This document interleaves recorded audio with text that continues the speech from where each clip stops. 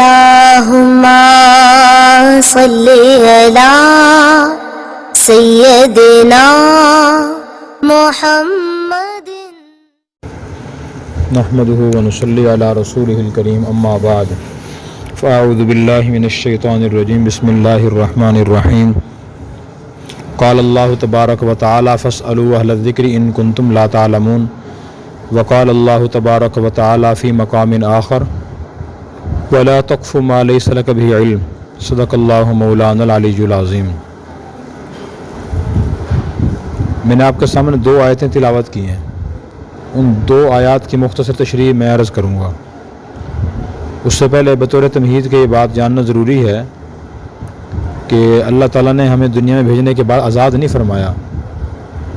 ایسے ہے کہ ہم آزاد ہیں، جس چیز کو دل چاہے لے لیں، جس کو چاہیں چھوڑ دیں، جس کام کو دل چاہے کر لیں، دل نہ چاہے تو نہ کریں، جس بات کو دل چاہے بول دیں، جس بات کو دل نہ چاہے تو نہ بولیں۔ ہم آزاد ہیں؟ ایسے آزاد نہیں ہیں، اللہ کے قانون کے پابند ہیں۔ اللہ نے ایک خاص طریقہ بتایا ہر کام کا، زندگی گزارنے کا، کہ یہ کام کرنا ہے، یہ نہیں کرنا۔ بے شمار کام ہیں، بے شمار چیزیں ہیں، بے شمار باتیں ہیں، یہ بات بولنی ہے، یہ نہیں بولنی۔ اب ہمیں یہ باتیں کہاں سے معلوم ہوگی کہ اللہ کن کاموں سے منع کرتے ہیں، کن کاموں کی اجازت دیتے ہیں، کون سے کام فرض ہیں، کون سے کام کیسے کرنا ہے؟ اس کے لیے بنیادی طور پہ ہمارے پاس 3 چیزیں ہیں۔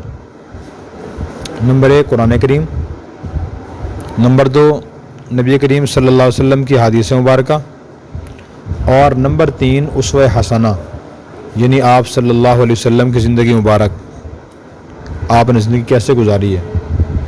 یہ 3 چیزیں ایسی ہیں، ان کے ایتھینٹک ہونے پہ کسی مسلمان کا بھی اختلاف نہیں ہے۔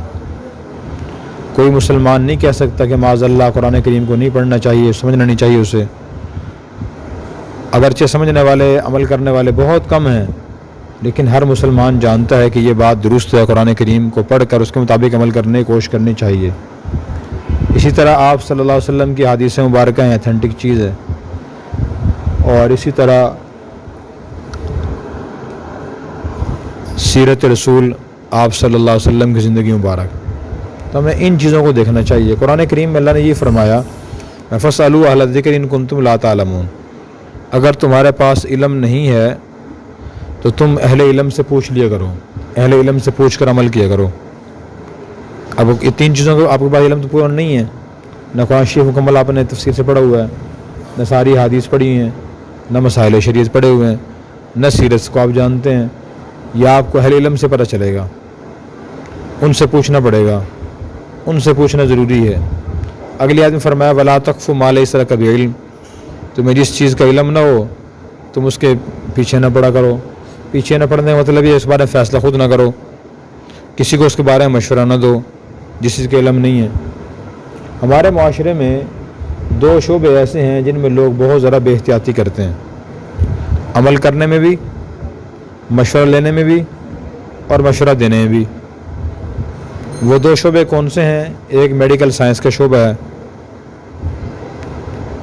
علاج معالجہ جسے کہا جاتا ہے، کہ لوگ عام لوگوں سے مشورہ کر لیتے ہیں مجھے فلاں بیماری ہے، میں کیا کروں، میں کیا کھاؤں، کیا استعمال کروں، بیماری ختم ہو جائے۔ اور مشورہ دینے والا بھی دے دیتا ہے، ڈاکٹر بھی نہیں ہوتا لیکن مشورہ دے دیتا ہے۔ مثلاً ایک آدمی کس سے پوچھتا ہے کہ جی میرے سر میں درد ہے، مجھے سر میں درد بہت شدید ہے، کیا کروں میں؟ دوسرا کہہ دیتا ہے کہ آپ چائے پی لیں، درد ٹھیک ہو جائے گا۔ اب اللہ تعالیٰ ہمیں اس سے منع کر رہے ہیں، تمہیں جس چیز کا علم نہیں ہے مکمل اس کے بارے میں فیصلہ نہ کرو، مشورہ نہ دو۔ اب علم کس کو ہوتا ہے اور علم کیسے آتا ہے؟ کسی بھی شعبے کا علم آتا ہے باضابطہ اس شعبے کا علم حاصل کرنے سے۔ اس میں 2 چیزیں شامل ہوتی ہیں، ایک اساتذہ اور نمبر 2 کورس۔ جس آدمی نے باضابطہ اساتذہ سے کوئی علم و فن حاصل نہیں کیا، وہ اس علم و فن کے بارے میں کسی کو مشورہ نہیں دے سکتا، اس کے لیے جائز نہیں ہے۔ کیوں نہیں دے سکتا؟ اسے مکمل معلومات نہیں ہوتی۔ جب مشورہ دیتا ہے تو غلطی کا امکان بہت زیادہ ہوتا ہے، اور غلط مشورے سے اور اس پر عمل کرنے سے نقصان بہت زیادہ ہو جاتا ہے۔ ٹھیک ہے. اس کی میں وجہ اور مثال عرض کرتا ہوں. اب میں نے مثال دی ہے شروع میں کہ ایک آدمی کے سر میں درد کس سے پوچھتے میں کیا کروں, دوسرا کہہ رہتا ہے کہ آپ چائے پی لیں درد ٹھیک ہو جائے گا. سوال یہ ہے کہ جس آدمی نے مشورہ دیا ہے اسے معلوم ہے سر درد کی کتنی اقسام ہیں, سر درد کی وجوہات کتنی ہیں, ان وجوہات کی علامات کیا ہیں, اور پھر ان کا علاج کیا ہے, پتہ ہے اسے؟ اس نے نہیں پڑھا. اب میں آپ کو بتاتا ہوں کہ سر درد کتنی اقسام ہیں. نمبر 1, کبھی سر میں درد ہوتا ہے نیند کی کمی کی وجہ سے. نمبر 2, کبھی سر میں درد ہوتا ہے نظری کمزوری کی وجہ سے. نمبر 3, کبھی سر میں درد ہوتا ہے قبض کی وجہ سے. نمبر 4, کبھی سر میں درد ہوتا ہے معدے میں گیس کی وجہ سے. نمبر 5, کبھی سر میں درد ہوتا ہے دماغی خشکی کی وجہ سے. نمبر 6, کبھی سر میں درد ہوتا ہے ضعف دماغ کی وجہ سے. ایک آدمی کا دماغ کمزور ہو جائے, سر میں درد شروع ہو جاتا ہے. جب ہم بخار سے اٹھتے ہیں اس کے بعد چکر آتے ہیں, سر میں درد ہوتا ہے, کمزوری کی وجہ سے سر میں درد ہوتا ہے. نمبر 7, کبھی سر میں درد ہوتا ہے داڑھ میں درد کی وجہ سے. نمبر 8, کبھی سر میں درد ہوتا ہے آنت کی خرابی کی وجہ سے. نمبر 9, کبھی سر میں درد ہوتا ہے بی پی ہائی ہونے کی وجہ سے. اور نمبر 10, کبھی سر میں درد ہوتا ہے شوگر ہائی ہونے کی وجہ سے.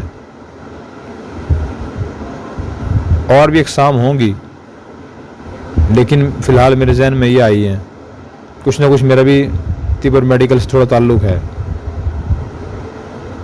اب کیا ہر درد کا علاج نیند ہے, چائے ہے؟ اگر ایک آدمی کے سر میں درد اس لیے ہو رہا ہے کہ اس کی رات نیند پوری نہیں ہوئی اور آپ اس سے کہہ رہے ہیں چائے پی لو, نتیجہ کیا ہوگا؟ چائے پینے سے نیند آتی ہے یا ختم ہوتی ہے؟ ختم ہوتی ہے. پہلے نیند کی کمی تھی, آپ نے اسے چائے پلا دی, نیند اور کم ہو گئی ہے. جو بیماری کی وجہ سے آپ نے بڑھا دی. وہی بات ہوئی کہ مریض عشق پہ رحمت خدا کی, مرض بڑھتا گیا یوں دوا کی. وہ دوا کرے گا مرض بڑھ جائے گا. مشورہ آپ کا صحیح تھا یا غلط تھا؟ غلط مشورہ ہے. اب اگر اس کی نیند پوری نہیں ہوئی, اس کو ضرورت ہے کہ وہ نیند پوری کرے, وہ سو کر اٹھے گا نیند پوری کر کے, اس کا سر درد ختم ہو جائے گا. ایسے ہی ہے. ایک آدمی کو شوگر ہے اور آپ اسے کہہ رہے ہیں کہ جی آم کھا لیں, اللہ کی بہت بڑی نعمت ہے, طاقتور ہے, شاید کمزوری کی وجہ سے سر میں درد ہو رہا ہے, اس نے آم کھایا, اس کا شوگر اور ہائی ہو گیا, سر کا درد ختم ہو گیا, بڑھ جائے گا. ایک آدمی کے سر میں درد ہے ضعف دماغ کی وجہ سے, دماغ کمزور ہے, آپ اسے کہہ رہے ہیں کہ جی آپ آؤ گول گپے کھاتے ہیں, اوپر سے کھٹا میٹھا پانی پیتے ہیں, کھٹا پانی.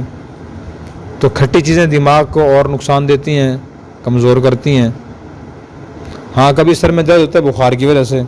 آپ دیکھیں جب بخار ہوتا ہے نا, سر وزنی ہوتا ہے, اسے بخار ہے, آپ کہہ رہے ہیں چلو آئیں دہی کھاتے ہیں, دہی بلے اور روٹی کھاتے ہیں, سر کا درد ختم ہو گیا اور بڑھ جائے گا. اسی کو کہتے ہیں نیم حکیم خطرہ جان. نیم حکیم, نہ کسی سے مشورہ لیں جس کے پاس پورا علم نہیں ہے, نہ کسی کو مشورہ دیں, اس سے نقصان ہوتا ہے, بیماریاں بڑھ جاتی ہیں. اسی وجہ سے دنیا میں میڈیکل سائنس بنے ہوئے ہیں, وہاں لوگوں کو مکمل تعلیم دی جاتی ہے میڈیکل کی, پھر وہ فیصلہ کرتے ہیں کہ مسئلہ کیا ہے, اس کا علاج کیا ہے. ایسے ہی ہے. یہ تو میڈیکل کی مثال ہوگی. دوسری مثال دین کی ہے کہ لوگ دین کے بارے میں بھی احتیاط نہیں کرتے. مسئلہ ہر ایک سے پوچھ لیتے ہیں, دینی مشورہ ہر ایک سے کر لیتے ہیں, اور ہر بندہ مشورہ دے دیتا ہے. اب مستند علم کس کے پاس ہے؟ علماء کے پاس. دین کے علم, انہوں نے باضابطہ قرآن کریم کی ہر آیت ترجمہ پڑھا ہے, تشریح پڑھی ہے, تفسیر پڑھی, ساری حدیث پڑھی ہیں, ترجمہ تشریح ان کا پڑھا ہے, مسائل شریعت پڑھے ہیں, گرامر پڑھی ہے. اب جس بندے نے کوئی چیز پڑھی ہی نہیں, ایک کتاب بھی نہیں پڑھی, تعلیم اسلام اس نے نہیں پڑھی, لیکن ایک آدمی مشورہ کر رہا ہے, مشورہ دے بھی رہا ہے. وہ مشورہ آپ نے بھی سنا ہوگا, مشورہ کس سے آپ کریں, پوچھیں اس سے میں کام کر لوں, وہ فوراً کہا ہاں جی جائز ہے کر لیں. یہ کیا رہتا ہے کہ اسلام میں سختی نہیں ہے، کر لو، جائز ہے. کوئی کیا رہتا ہے کہ نہیں یہ حرام ہے، بالکل جائز نہیں آپ کے لیے. اگر آپ نے یہ کام کیا دائرہ اسلام سے نکل جاؤ گے. بھی اس نے کہاں پڑھا ہے، کس سے پوچھا ہے، کسی عالم نے بتایا اس کو اجازت ہے بتانے کی؟ نہیں. کل ایسے واقعہ میرے ساتھ پیش آیا. میں ایک دوست کی والدہ فوت ہو گئی، ان کی تعزیت کے لیے گیا تو ایک حاجی صاحب وہاں کے بیٹھ گئے اور وہ بولنا شروع ہو گئے. وہ حاجی صاحب تھے، کاروباری تھے، لیکن وہ کوئی عالم دین تو نہیں تھے. بولتے رہے، غلط بولتے رہے، بہت غلط بولتے رہے. پہلی بات انہوں نے یہ کہی ان سے، ہمارے دوست سے، کہ جی آپ کی والدہ بخشائی ہے، اس کی مغفرت ہو گئی. دوسری بات یہ کہ جس نے کلمہ پڑھ لیا تو اس کی تو مغفرت ہو جائے گی، خواہ وہ ظالم ہے یا مظلوم ہے، وہ جنت میں جائے گا. ڈائریکٹ جنت میں بھیج دیا اس کو، ظالم ہے یا مظلوم ہے وہ جنت میں جائے گا. تیسری بات یہ کہی کہ صرف عقیدے کی بنیاد پہ مغفرت ہونی ہے، اعمال جیسے بھی ہوں اس سے فرق نہیں پڑتا. چوتھی بات یہ کہی کہ نبی کریم صلی اللہ علیہ وسلم میں جیسے نبی ملے ہیں نا، ایسا نبی کسی اور امت کو نہیں ملے، لہذا آپ تو ہماری بخشش کروا ہی دیں گے جیسے بھی ہم اعمال کر لیں ہم. پانچویں بات کہی کہ نبی کریم صلی اللہ علیہ وسلم نے اللہ تعالیٰ سے درخواست کی تھی اور اللہ کی منت سماجت کی تھی کہ اللہ جو میری امت کے چھوٹے موٹے کافر ہیں نا ان سے بھی اللہ نرمی کرنا. تو اللہ تعالیٰ مان گئے تھے، اللہ نے کہا ٹھیک ہے میں نرمی کروں گا، معاذ اللہ. اب یہ وہ باتیں بیٹھے کرتے رہے، پھر لوگ میری طرف دیکھنے لگ گئے. پھر میں نے سوچا کہ کیسے سمجھاؤں ان کو. پھر میں نے ان کو بتایا. جب وہ خاموش ہو گئے لوگوں کو میں نے کہا کہ دیکھ قرآن کریم میں اللہ تعالیٰ نے فرمایا ان الذین آمنوا وعملوا الصالحات لہم جنات تجری، جو لوگ ایمان لائیں گے اور نیک اعمال کریں گے تو اللہ تعالیٰ ان کو جنت عطا فرمائیں گے. دو چیزیں ضروری ہیں، ایمان بھی اور نیک اعمال بھی. اگر ایک آدمی کا ایمان نہیں ہے بنیادی عقائد پہ، وہ اس کی مغفرت بھی نہیں ہوگی. ایمان تو ہے لیکن اس کے اعمال برے رہے، دنیا میں وہ ظلم کرتا رہا، زیادتی کرتا رہا، وہ سزائیں بھگتنے کے بعد جنت میں جائے گا. یہ اللہ کا قانون ہے. سزا کتنا عرصہ ہوتی ہے، وہ 70 سال 80 سال 90 سال جہنم میں جلتا ہے، سزا ملتی ہے، یہ اللہ کو پتہ ہے. لیکن لوگ جہنم میں جائیں گے، جہنم بھی برحق ہے، ٹھیک ہے. لوگ جہنم میں مسلمان بھی جائیں گے اور کافر بھی جائیں گے. مسلمان ہمیشہ کے لیے نہیں جائیں گے، کافر ہمیشہ کے لیے جائیں گے. اس کے بعد میں نے بتایا کہ دیکھیں نبی کریم صلی اللہ علیہ وسلم کی حدیث مبارکہ بھی ہمیں یہی بتا رہی ہیں، قرآن کریم بھی یہی باتیں بتا رہا ہے. اللہ تعالیٰ نے قرآن کریم میں فرمایا انہ من یأت ربہ مجرما فإن لہ جہنم، جب اپنے رب کے پاس مجرم بن کے آئے گا وہ جہنم میں جائے گا. قرآن کی آیت ہے قرآن کی آیت یہ. اور نبی کریم صلی اللہ علیہ وسلم نے صحابہ کرام سے پوچھا کہ تم جانتے ہو کہ مفلس کون ہوتا ہے؟ اتدرون ما المفلس؟ لوگوں نے عرض کیا کہ نہیں یار ہمارے نزدیک تو یا رسول اللہ مفلس وہ ہوتا ہے اس کے پاس دنیا کا سامان نہ ہو، دنیا کی چیزیں نہ ہوں. تو حضور نے فرمایا کہ نہیں، میرا مقصد آخرت کا مفلس پوچھنا ہے. تو عرض کیا کہ یا رسول اللہ بہتر جانتے ہیں. تو آپ نے فرمایا کہ آخرت کا مفلس وہ ہوگا جو اپنے ساتھ عبادات کے انبار لے کر آئے گا. دنیا میں اس نے فرض سے بڑھ کر نفل عبادت کثرت سے کی ہوگی، نمازیں پڑھی ہوگی، تسبیحات، تلاوت، حج، عمرہ، صدقہ خیرات کثرت سے کیے ہوں گے. لیکن دنیا میں اس نے بندوں کی حق تلفیاں بھی کی ہوں گی، کسی پہ الزام تراشی کی ہوگی، جھوٹا الزام لگا دیا ہوگا، کسی کی دل آزاری کی ہوگی، کسی کی چغلی، کسی کی غیبت کی ہوگی، کسی کا مال پہ ناحق حملہ کیا ہوگا، زمین جائیداد ناحق لے لی ہوگی، تو جان مال عزت کو نقصان پہنچایا ہوگا لوگوں کی. تو وہ لوگ بھی پہنچ جائیں گے جب اس کے اعمال کا بدلنا شروع ہوگا اور شکایت کریں گے. تو اللہ تعالیٰ پھر وہاں مظلوم بدلہ دلوائیں گے اس طرح کہ اس ظالم عبادت گزار کی نیکیاں لے کے مظلوموں کو دینا شروع فرما دیں گے. دیتے رہیں گے نماز کی نیکیاں، ایک کو روزے کی، دوسرے کو حج کی، تیسرے کو. نتیجہ یہ ہوگا کہ اس کی نیکیاں ختم ہو جائیں گی، مظلوم باقی ہوں گے.